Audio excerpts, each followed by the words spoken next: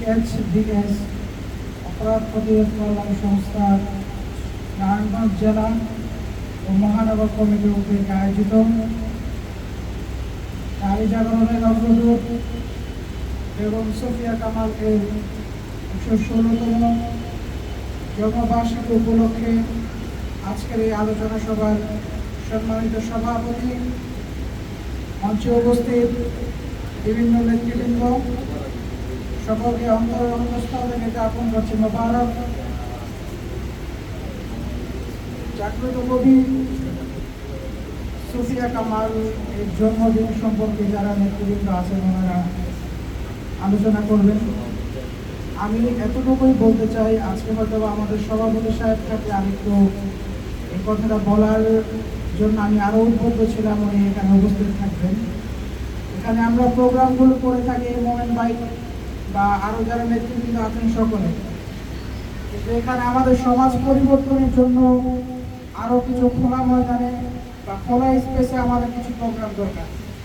যেমন বর্তমান বাংলাদেশের মধ্যে মাদক সংস্থা, মাদক, ইয়াবা এগুলোর ছড়ালাভ অনেক বেড়ে গিয়েছে।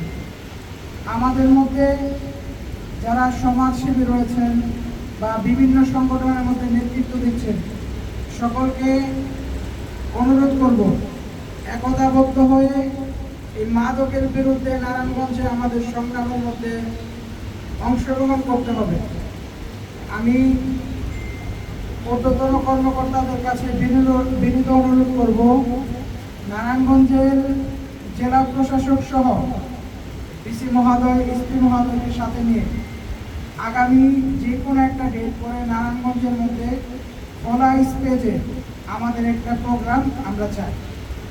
আর আরেকটি বিষয় হচ্ছে, আমাকে বলা হয়েছে যে বিদায় হজ্জের ভাষণে হযরত মুহাম্মদ সাল্লাল্লাহু আলাইহি ওয়াসাল্লামের যে আদর্শ বাণী, শুধু সংক্ষেপে একটা কথাই বলবো, আমরা যেন মানুষের হয়ে কাজ করতে পারি।